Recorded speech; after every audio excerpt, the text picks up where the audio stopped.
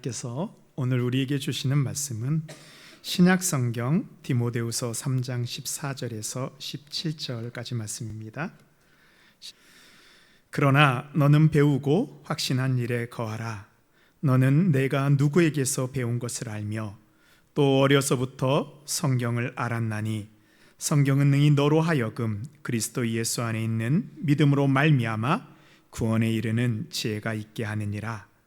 모든 성경은 하나님의 감동으로 된 것으로 교훈과 책망과 바르게 함과 의로 교육하기에 유익하니 이는 하나님의 사람으로 온전하게 하며 모든 선한 일을 행할 능력을 갖추게 하려 함이라. 아멘.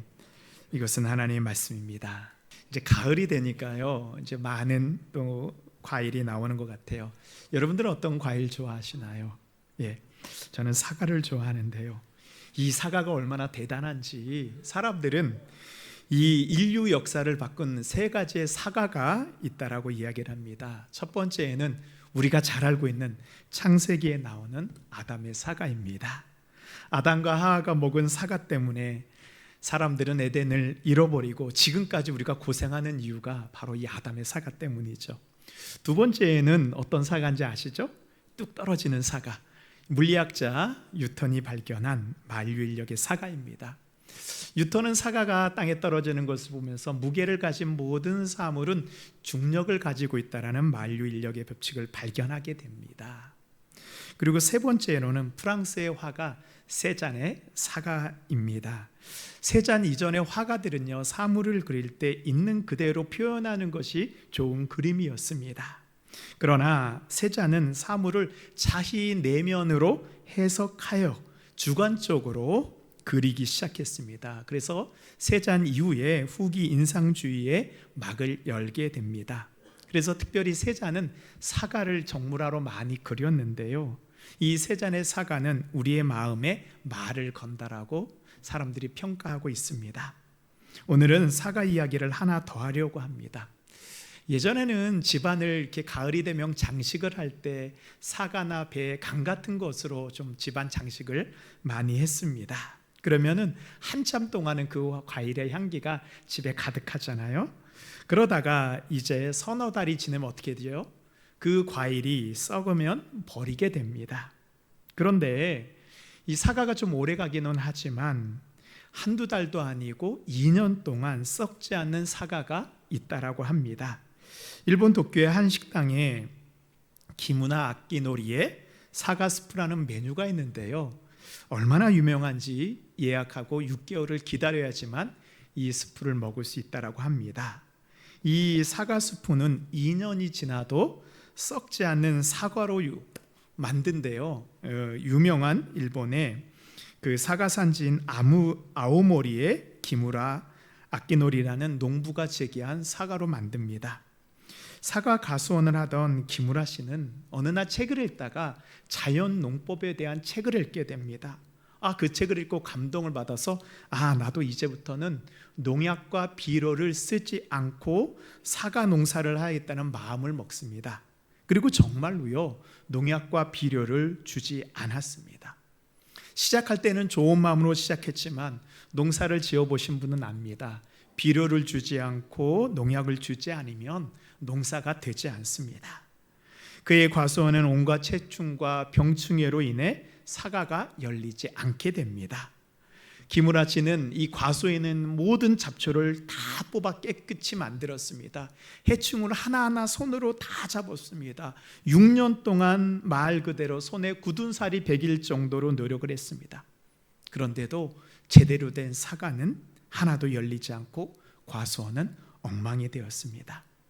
어느 날 저녁, 기무라 씨는 사과 박스 묶는 끈을 세 가닥으로 엮어서 산에 올라갔습니다. 과수원은 망했고 이제는 더 이상 가족들을 힘들게 할 수 없어 나만 이 세상에서 없어지면 된다는 생각으로 산에 올라가 목을 매기로 하였습니다. 이제 깊은 산에 올라갔어요. 이 끈을 이렇게 나무에 휙 던져서 걸려고 하는데요, 이 끈이 자꾸 제대로 걸리지 않고 툭툭 땅에 떨어지는 것입니다.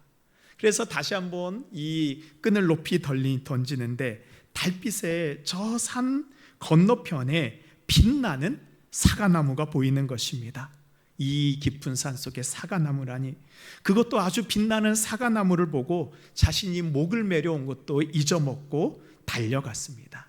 거기에는 한 번도 보지 못한, 평생에 처음 보는 장관이 펼쳐져 있었는데요, 나무에 사과가 주렁주렁 매달려 있는 것입니다. 근데 자세히 보니 사과가 아니고 도토리였습니다. 이 도토리가 너무 윤이 나니까요, 달빛에 비치는 것이 멀리서 과수원을 하니까 사과처럼 보였던 것입니다. 김우라 씨는 이 깊은 산 속에 농약을 지지 않고 비료도 주지 않았는데 이렇게 좋은 열매를 맺다니, 나는 6년 동안 그렇게 애쓰고 힘써도 사과나무가 다 죽었는데 이 나무는 어떻게 이렇게 좋은 열매를 맺었을까? 이 직업정신이 발휘됐습니다. 궁금해서 나무를 살펴봤습니다. 처음에는 나무의 위만 계속 살펴봤습니다. 그러다가 어느 순간 나무의 아래를 보게 되었습니다. 거기에는 낙엽과 풀이 몇 년 동안 쌓여있는 좋은 흙이 있었습니다. 낙엽을 걷어내고 땅을 한참 파는데 그 땅이 계속 스펀지처럼 말랑한 것이 너무 부드러운 것입니다. 그런 흙이 계속 나오는 것이었어요. 그때 김우라 씨는 깨닫게 됩니다. 그동안 자신은 사과를 키울 때 나무 위에 있는 가지와 잎과 꽃만 보았는데 한 번도 땅속을 생각해 보지 못한 것입니다. 풀만 다 걷어주고 해충만 잡아주면 된다고 생각하였습니다. 그러나 좋은 열매를 맺는 나무의 비밀은 바로 흙과 뿌리에 있던 것입니다. 그래서 이 김우라 씨는 자신의 과수원도 이 산과 같은 흙을 만들어야겠다 생각하고요, 과수원에 콩을 심었습니다. 온갖 풀이 다 자라겠습니다. 그리고 그것을 다 베어서 퇴비로 계속 쌓이게 하였습니다. 먼저 땅의 체질을 바꾸었습니다. 마침내 9년째 되전에 사과꽃이 피고요, 사과가 달리기 시작했습니다. 그런데 놀라운 것은 흙이 달라지니까요, 나무가 깊이 땅에 뿌리를 내리고는 것입니다. 그리고 그 사과나무는 웬만하면 병이 와도 스스로 치료하는 것입니다. 어느 날 큰 태풍이 이 아오모리 지방에 오게 되어서 그 지방에 있는 사과의 80%가 다 땅에 떨어지고 나무는 뿌리째 뽑혔는데요, 김우라 씨의 과수원에 있는 나무는 뿌리를 깊이 뿌리 내리고 있어 쓰러지지 않고, 사과도 꼭지가 너무 두꺼워서 떨어지지 않았습니다. 그래서 그 사과를 깎으면요, 당분이 많이 나와서 칼에 사과 조각이 달려 있을 정도로 맛있는 사과가 열리게 되었습니다. 이 김우라 악기놀이의 기적의 사과라는 이야기입니다. 우리가 이 사과 이야기를 들으면서 우리도 생각나는 것이 있습니다. 우리도 우리 인생에 있어서 좋은 열매를 맺고 싶잖아요. 학생들은 좋은 성적을 거두고 싶고, 또 직장인들은 좋은 직장에서 또 많은 월급을 또 받고 싶어 하기도 합니다. 우리 인생에 목적이 있습니다. 좋은 열매를 맺고 싶습니다. 그것을 위해서 우리는 무엇을 봐야 될까요? 여러분은 지금 어디를 보고 계십니까? 오늘 말씀을 통해서 뿌리 깊은 나무와 같은 믿음의 사람 되시기를 바랍니다. 첫 번째로 하나님의 말씀인 땅에 뿌리를 내려야 됩니다. 우리의 삶을 이 나무에 비유한다면 사실 그동안 우리는 눈에 보이는 부분에 너무 신경 쓰며 살지 않았나, 그런 생각이 듭니다. 늘 눈에 보이는 가지, 잎, 꽃과 같은 외적인 것에 신경을 쓰면서 좋은 열매를 기대했습니다. 여러분은 사람을 보면 어디를 먼저 보시나요? 여러분은 거울을 보실 때 어디를 먼저 보시나요? 신앙의 성종도 그렇습니다. 눈에 보이는 부분에 치우치는 경우가 많이 있습니다.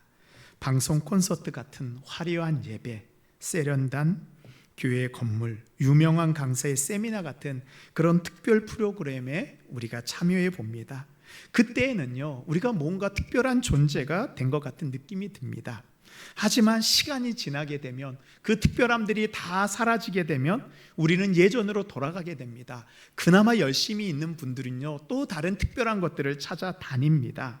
우리의 믿음의 성장에 있어서 우리의 삶의 열매 맺기 위해서는 눈에 보이는 것을 찾는 것이 아니고, 눈에 보이는 것을 변화시키는 것이 아니고, 우리가 잘 보지 않는, 우리가 딛고 있는 그 땅을 봐야 됩니다. 바로 뿌리와 흙을 보아야 됩니다. 우리는 땅 속으로 깊은 뿌리를 내리고 있어야 되고요, 좋은 영양분을 공급받을 때 세상의 풍파로부터 쓰러지지 않고 버틸 수 있는 힘이 바로 땅에 뿌리를 내릴 때 가능합니다. 또한 뿌리는 땅으로부터 영양분을 공급받습니다. 우리가 나무라고 한다면 우리가 뿌리 내려야 되는 땅이 어디일까요? 여러분은 지금 어디에 여러분의 뿌리를 내리고 있습니까? 우리가 뿌리 내려야 되는 그 흙은 바로 하나님의 말씀, 성경입니다. 바로 성경이 영양분을 가지고 있는 가장 좋은 옥토입니다. 성경을 통해서 영양분을 공급받아야 되는데, 우리는 자꾸 외적인 것을 통해서 우리의 필요를 충족하려고 합니다. 사람을 통해서 충족하려고 하고요, 또 돈을 통해서 충족하려고 하고, 내가 하고 있는 것을 통해서 만족을 얻기도 합니다. 그러나 그런 것들은요, 뿌리가 없기 때문에 금방 흔들리게 됩니다. 우리가 하나님의 말씀을 중요하게 여겨야 되는 이유가 여기 있습니다. 바로 하나님의 말씀을 통해서만 우리가 은혜를 받을 수 있기 때문입니다. 다른 것을 통해서 우리의 신앙의 장양분, 우리의 삶의 영양분을 얻으려고 해서는 안 됩니다. 우리가 다른 것으로 통해서 은혜를 받으려고 하면 그 은혜는 잠깐 시간이 지나면 다 사라지게 됩니다.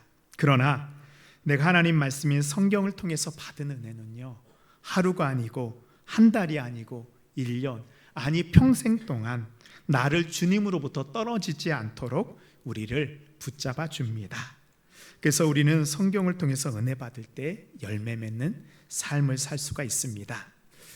예전에 과학기술부 장관을 지냈던 어느 과학자가 예수님을 만난 이야기입니다. 이분은 고등학교를 졸업하고 우리나라 최고의 대학에 들어가게 되었습니다. 근데 대학에 들어가니까요, 주변에 있는 사람들이 크리스천이나 크리스천이 아니나 모두 다 이 사람에게 이야기하는 것입니다. 지성을 갖춘 대학생이라고 한다면 이 시대에 걸쳐 최고의 베스트셀러인 성경을 꼭 읽어봐야 한다. 자신은 이성과 과학을 믿는 사람인데 성경을 꼭 읽어야 한다니, 내가 틀렸는지 저 사람들이 틀렸는지 확인해보고 싶은 마음으로 성경은 붙잡고 읽기 시작했습니다.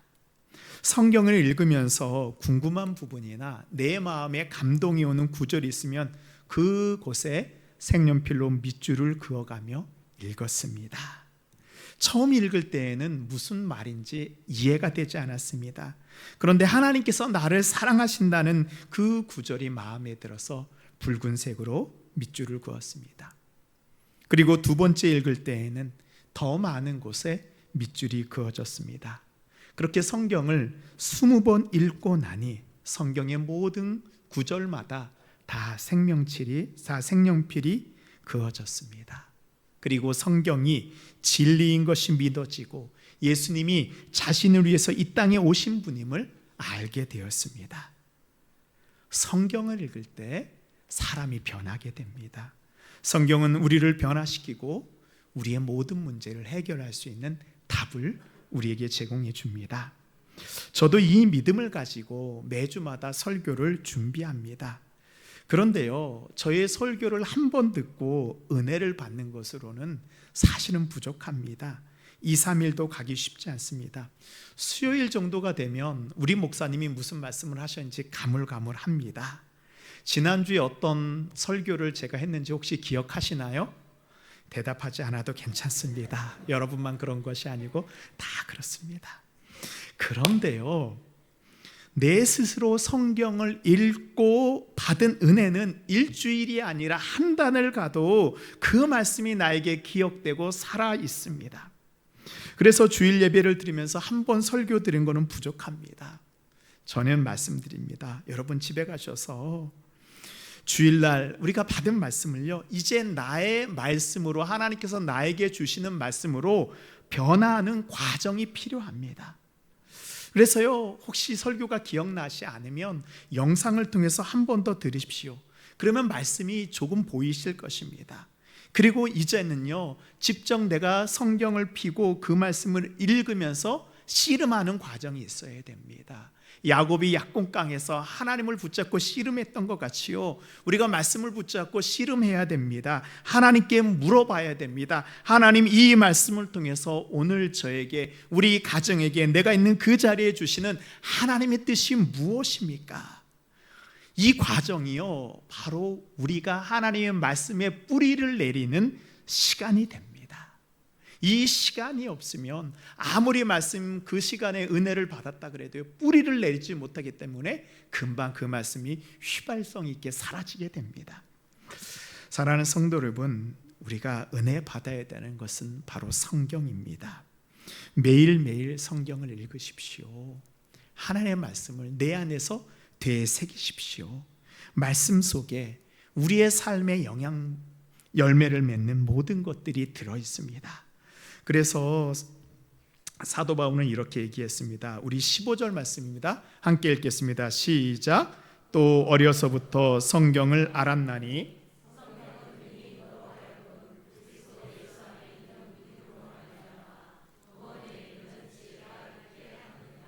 아멘. 성경은 우리를 구원에 이르게 하는 지혜가 있고 우리에게 구원에 이르게 하는 모든 것들이 다 들어있다라고 말씀하고 있습니다. 우리가 성경을 읽고 그 안에 있는 하나님의 말씀 우리에게 받아들이게 될 때, 그때 우리가 성장하는 역사가 일어나게 됩니다. 두 번째로, 하나님의 말씀에 뿌리 내리고 말씀을 통해서 자양분을 섭취해야 됩니다. 우리는 광양에 살고 있죠. 우리가 광양에서 먹는 이 수돗물은 어떻게 만들어질까요? 이 광양 마동에 있는 물은 원래 그 원수는 진상면에 수호에 있는 물입니다. 이 수호에 있는 취수장에서 마동 정수장으로 이 원수를 보내주게 되면 이 마동 이 정수장에서 물을 정수하고 그 다음에 상수도 시절을 통해서 우리 각 가정에 보내줍니다. 이 세 단계를 걸쳐야지 우리가 먹을 수 있는 물이 나오게 됩니다. 하나님의 말씀인 성경도요, 그냥 읽는다고 우리가 먹을 수 없습니다. 말씀이 우리에게 섭취되는 그런 과정이 필요합니다. 그 첫 번째 단계는 원래 물과 같은 근원되는 말씀인 성경을 먹는 것입니다. 이 성경의 말씀을 끌어올려야 됩니다. 바로 성경을 읽으십시오. 성경에 아무리 좋은 말씀이 가득하다고 해도 읽지 않으면 내 것이 될 수 없습니다. 여러분, 신앙생활 하시면서 지금까지 성경을 몇 번이나 읽으셨습니까? 하루에 성경을 3장 읽으면요, 1년에 1독을 하게 됩니다. 하루에 성경을 9장 읽으면요, 1년에 3번 성경을 통독하게 됩니다. 부끄러운 이야기지만 우리가 하루에 핸드폰을 보는 시간만큼만 우리가 성경을 읽는다면 적어도 우리는 1년에 3번 이상 성경을 읽을 수 있게 됩니다. 첫 번째로, 그 원수인 성경이 우리가 읽어야 됩니다. 두 번째로, 물이 여러 단계의 필터들을 거치고 약물을 넣어서 정수된 깨끗한 물을 만드는 것 같이 우리가 읽은 성경의 내용과 배경을 이해하는 과정이 필요합니다. 성경은요, 우리나라 말로 쓰여지지 않았습니다. 지금부터 4,000년 전, 3,000년부터 시작해서 2,000년 전까지 고대 근동에 쓰였던 히브리어, 헬라어, 그리고 아람어로 쓰여진 책입니다. 그 성경이 배경되는 지역은 이집트로부터 시작하여 이스라엘, 중동, 지중해를 배경으로 하고 있습니다. 성경의 저자는 모세와 다윗으로부터 40명이 넘습니다. 그렇기 때문에 우리가 성경을 이해하기 위해선 성경의 배경을 알기 위한 학습이 필요합니다. 그리고 더 중요한 것은 뭐냐면 성경이 처음 기록될 때 그 목적을 우리가 찾아야 합니다. 오늘 우리가 디모데후서를 읽을 때 우리는 어떤 마음으로 읽었나요? 바로 나에게 주신 하나님의 말씀으로 우리가 받으려고 노력했습니다. 그런데 그 전에 먼저 필요한 단계가 있습니다. 디모데후서는요, 사도 바울이 자신의 영적인 아들 젊은 목회자 디모데를 양육하기 위해서, 목회자로 양육하기 위해서 쓰여진 목회 서신입니다. 그 디모데는 어릴 적부터 외조모 로이스와 어머니 유니게로부터 하나님의 말씀인 성경을 배운 사람입니다. 그래서 바울은 디모데가 읽은 성경이 어떻게 쓰여졌는지, 이 성경이 어떤 유익이 있는지 지금 디모데에게 알려주려고 디모데 전후서를 기록하였습니다. 이것이 바로 디모데 전후서가 기록된 첫 번째 목적입니다. 성경이 원래 목적을 이해하는 과정을 통해서 우리는 바울이 디모데에게 권면했던 것 같이 2000년이 지난 지금도 바울이 우리에게 보낸, 하나님이 나에게 보낸 편지로 이제 읽을 수 있게 되는 것입니다. 이것을 다른 말로 묵상이라고도 하고 해석이라고도 합니다. 묵상은 우리가 읽은 성경을 우리가 마실 수 있는, 우리가 먹을 수 있는 말씀으로 바꾸어내는 과정입니다. 그리고 이 묵상의 과정을 가능하게 하는 힘이 있습니다. 우리는 성경을 하나님의 말씀이라고 이야기하죠. 모든 사람이 다 성경을 읽고 하나님의 말씀으로 받아들이지는 않습니다. 믿지 않는 사람도 성경을 읽을 수 있습니다. 그 사람들은 그러나 성경을 하나님의 말씀으로 받지는 않습니다. 성경을 진리로 믿지 않는 사람에게는 성경의 능력이 나타나지 않습니다. 하나님의 말씀이 나에게 진리가 되기 위해서는 우리가 이 성경을 진리로 믿는 믿음이 있어야 됩니다. 그래서 디모데후서 3장 16절에 모든 성경은 하나님의 감동으로 된 것으로, 하나님의 감동이 바로 하나님의 진리라는 것입니다. 성경을 하나님의 진리로 받아들일 때 교훈과 책망과 바르게 함과 의로 교육하기에 유익하니 우리가 하나님이 인도함을 받을 수 있게 되는 것입니다. 하나님의 말씀이 진리인 것을 믿을 때 하나님의 말씀이 우리를 변화시키고 말씀이 우리의 삶 가운데 이루어지는 역사가 일어납니다. 사랑하는 성도 여러분, 성경의 깊은 말씀을 끌어올리십시오. 우리의 뿌리를 그곳까지 내려야 됩니다. 하나님의 말씀을 읽으십시오. 그리고 그 말씀을 나에게 주신 하나님의 말씀으로 받기 위해 노력하십시오. 그 말씀이 진리가 될 때 말씀이 우리를 변화시키는 놀라운 역사가 일어나게 됩니다. 마지막으로 그 말씀대로 살아야 합니다. 우리 3장 14절 말씀 함께 읽도록 하겠습니다. 시작. 그러나 너는 배우고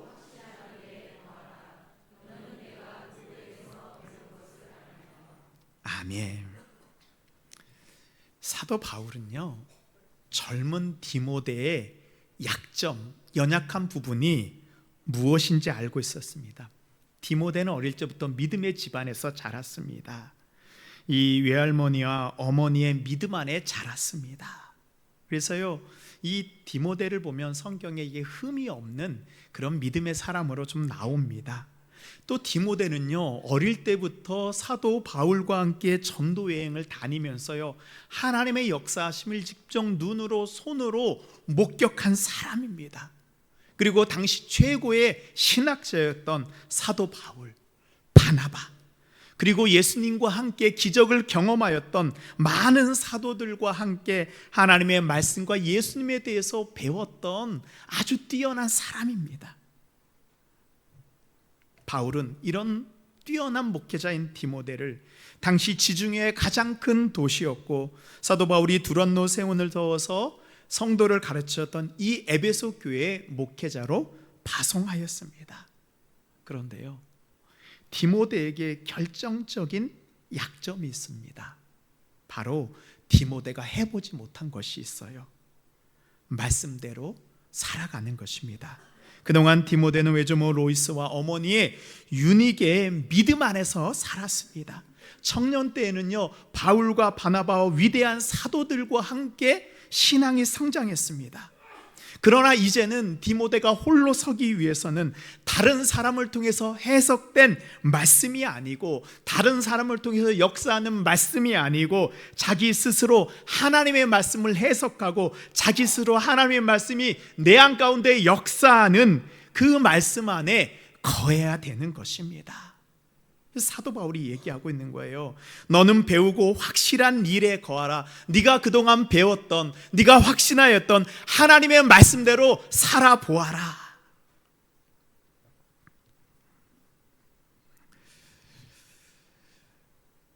그래서 바울은 디모데에게 배우고 익힌 하나님의 말씀대로 살라 권면하고 있습니다.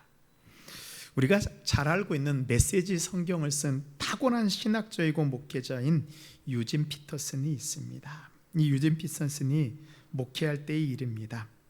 그 교회 성도 가운데 이렇게 트럭을 운전하는 안토니라는 그런 성도가 있습니다.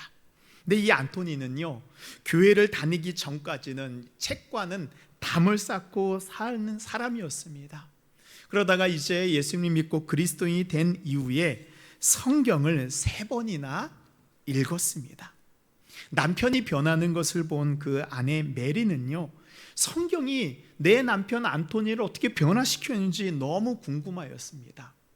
그래서 자꾸 남편에게 성경에 대해서 질문하였습니다. 너는 이 말씀을 어떻게 생각하니? 왜 너는 이 말씀대로 살고 있니? 근데 이 안토니도 성경을 이렇게 잘 알지는 못했어요. 그래서 아내의 질문에 때때로 대답을 하지 못한 안토니가 안 되겠다 생각해서 유진 피터슨 목사님을 집으로 토대해서 말씀을 함께 들었습니다. 이 훌륭한 유진 피터슨 목사님이 성경 비유를 말하기 시작합니다. 그런데요, 아내 메리가 이해를 못하는 것입니다. 그 훌륭한 피터슨 목사님도 어쩔 줄 몰라 하고 있었습니다. 그때 남편 안토니가 이렇게 말을 합니다. 여보, 말씀대로 살아보면 그 의미를 자연스럽게 이해하게 될 것이요, 당신이 성경 밖에서 추측하는 것으로는 성경을 이해할 수 없어. 성경 안으로 들어가 봐야 해요. 그 말씀이 당신 안으로 들어오도록 해야 합니다. 말씀대로 한번 살아보면 그 말씀을 이해할 수 있을 거예요. 사도 요한이요, 하나님의 말씀을 우리에게 이렇게 말씀하셨습니다. 요한복음 1장 14절에 보면 말씀이 육신이 되어 우리 가운데 거하심에 우리가 그의 영광을 보니 아버지의 독생자의 영광이요 은혜와 진리가 충만하더라. 하나님의 말씀이 우리 가운데 거하니까 우리가 하나님의 영광을 볼 수 있게 되고요, 은혜와 진리, 우리의 삶의 열매가 충만하게 되는 것입니다. 나무가 열매 맺기 위해서는 어떻게 해야 돼요? 뿌리를 통해 흡수한 그 모든 자양분들을 나무의 각 지체로 보내어서 그 지체들이 그 영양분을 먹고 자라게 해야 합니다. 이와 마찬가지입니다. 우리가 하나님의 말씀을 읽는다는 것은 하나님의 말씀에 깊이 뿌리를 내려 깨달은 진리의 말씀을 우리 몸의 각 지체로 보내어서 우리의 몸의 각 지체들이 그 말씀대로 살아내는 것입니다. 손은 손대로 하나님의 말씀대로 살고요, 발은 발대로 하나님이 가라고 하는 것으로 가고요, 입은 입대로 하나님의 말씀을 말해야 됩니다. 아무리 좋은 말씀이 있고 아무리 묵상하고 깨달았다고 해도 그 말씀대로 살지 않으면 말씀이 열매를 맺을 수 없습니다. 우리 초기 기독교에 이 이단으로부터 기독교를 보호했던 성 어거스틴이 있습니다. 이 어거스틴이 어릴 때요, 이 이단 마니교에 빠져서 방탕한 생활을 했습니다. 그러다 어느 날 마을에 있는데요, 어거스틴이 누워 있는데 그 마을에 있는 아이들이 노래를 부르는 것입니다. 그 노래의 그 내용이 톨레레게 톨레레게입니다. 그 내용은 뭐냐 하면 들어서 읽어라, 들어서 읽어라입니다. 어거스틴이 누워 있다가요, 그 톨레레게가 하나님의 말씀으로 들리는 거예요. 그래서 어거스틴이 성경을 피게 됩니다. 그리고 로마서를 피게 됩니다. 방탕한 길을 버리고 빛의 자녀처럼 살아라. 어거스틴이 하나님의 말씀을 톨레레게 아이들을 통해서 들었습니다. 성경을 읽고 깨달았습니다. 그리고 어거스틴이 하나님의 말씀대로 방탕한 삶을 버리고 하나님의 말씀으로 살게 되었을 때 그의 삶이 변화됩니다. 사랑하는 성도 여러분, 우리가 읽은 성경을 보면요, 두 종류의 사람들이 등장합니다. 먼저는 하나님의 말씀을 들었으나 그 말씀대로 살지 않은 사람들입니다. 그러나 성경에는 하나님의 말씀 듣고 그 말씀대로 살아난 사람들이 이야기가 있습니다. 바로 성경은 그 믿음의 사람들, 하나님의 말씀을 내 삶으로 살아낸 사람들의 이야기입니다. 그리고 이제 우리는 성경의 마지막 장을 써내가고 있습니다. 우리도 하나님의 말씀을 들은 대로 살아가야 됩니다. 예수님께서 이런 사람을 이렇게 이야기합니다. 누가복음 8장 15절 말씀입니다. 우리 마지막 말씀이니까요, 우리 함께 합당할까요? 시작. 좋은 땅에 있다는 것은 착하고 좋은 말씀으로 말씀을 듣고 지키어 인내로 결실하는 자니라. 아멘. 말씀을 듣고 지키는 것, 우리의 삶으로 살아낼 때, 인내하며 말씀을 살아낼 때 바로 우리가 결실을 맺게 됩니다. 그렇습니다. 말씀대로 살아보십시오. 여러분의 삶에 주님이 약속한 열매가 맺히나 맺히지 않나 말씀대로 살아보고 그 결말을 가지고 하나님께 말씀하시기 바랍니다. 하나님의 말씀대로 살고 풍성한 열매를 맺는 주님의 모든 자녀들 되시기를 바랍니다.